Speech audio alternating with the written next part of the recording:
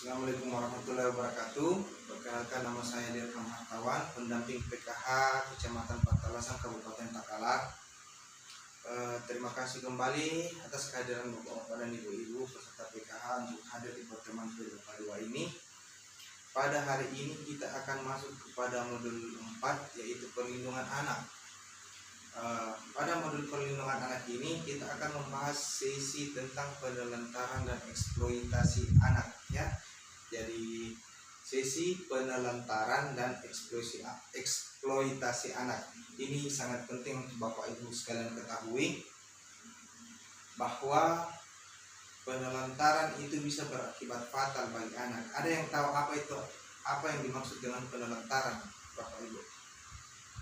Nah, coba Ibu, apa itu penelantaran? Ya, terima kasih atas jawaban Ibu. Jadi saya jelaskan kembali, penelantaran itu adalah tidak terpenuhinya hak-hak dan hak-hak anak yang harus diberikan oleh orang tua. Jadi kapan hak-hak anak itu tidak terpenuhi, itu namanya penelantaran, Ibu, ya. Penelantaran. Jadi jenis-jenis penelantaran itu seperti misalnya kita tidak memberikan perhatian kepada anak, tidak memberikan kasih sayang. Itu termasuk penelantaran, Ibu, karena hak anak itu harus mendapatkan kasih sayang dari orang tuanya, seperti itu. Kemudian penelantaran tidak memberikan rumah yang layak untuk anak.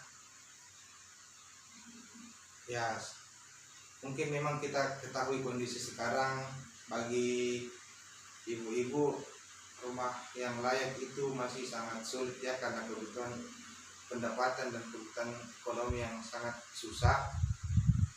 Tapi setidaknya walaupun kita tidak bisa memberikan rumah yang layak, setidaknya anak kita tidak kekurangan kasih sayang dan perhatian, seperti itu. Jadi penelantaran ini sangat penting untuk diketahui, karena ini menyangkut perkembangan anak kita, ya.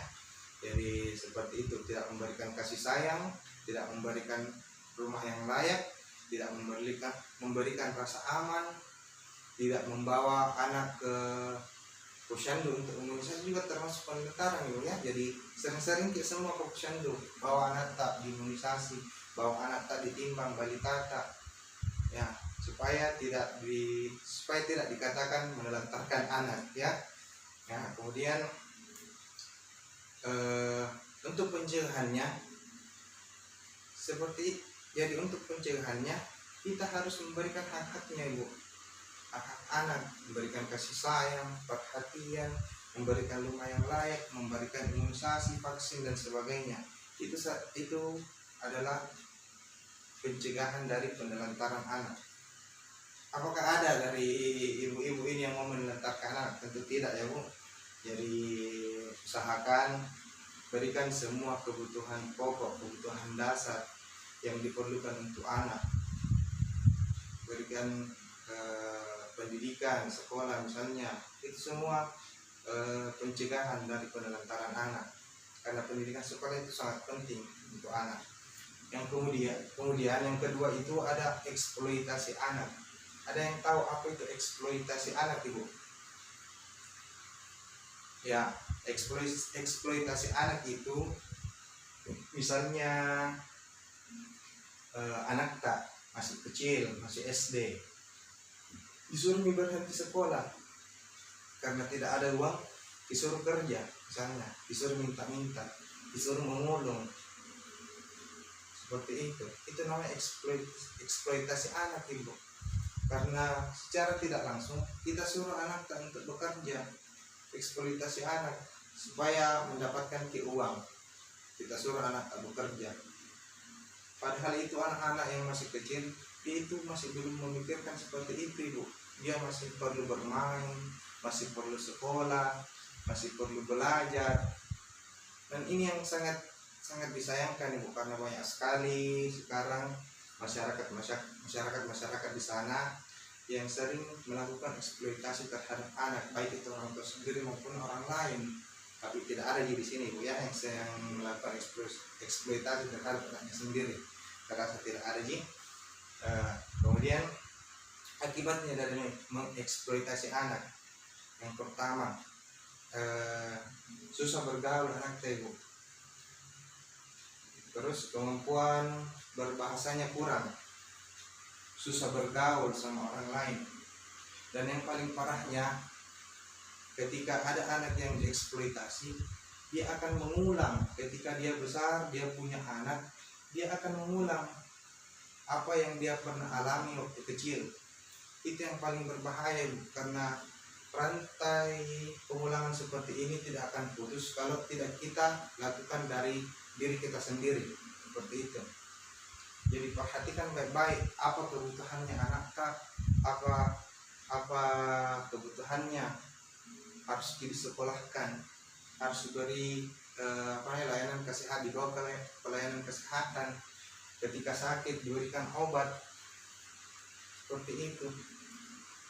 Dan untuk pencegahan eksploitasi anak, kita harus memenuhi semua kebutuhannya. Tidak boleh memaksakan tidak boleh memaksakan kehendak. Misalnya kita suruh berhenti sekolah untuk bekerja, kita suruh berjualan. Ada juga yang namanya eksploitasi seksual, ibu ya, ini juga berbahaya. Karena eksploitasi seksual itu seperti kita menjual anak ke tempat pelacuran.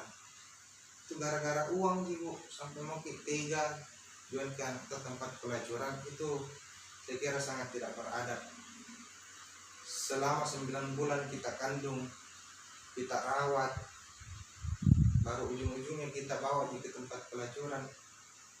Apakah tidak sedih dengan hal seperti itu ibu ya?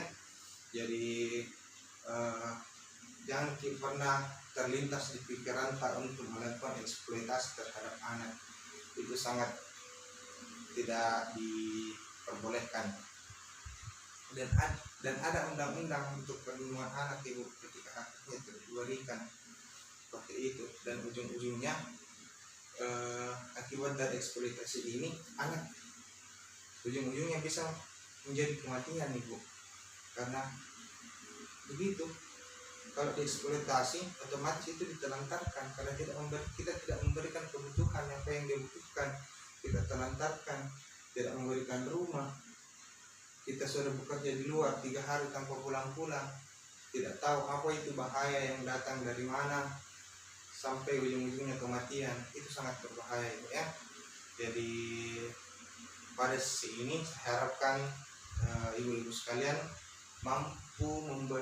mampu atau mengusahakan supaya bisa memberikan hak-hak yang dibutuhkan oleh anak semampu kita.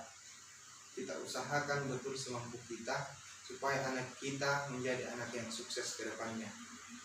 Seperti itu. Kemudian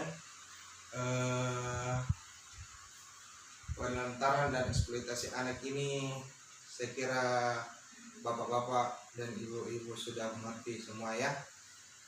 Untuk mulai dari pencegahan, pengertian, pencegahan akibat dari penelantaran dan eksploitasi anak. Saya kira seperti itu untuk sesi ini. Terima kasih. Wassalamualaikum warahmatullahi wabarakatuh.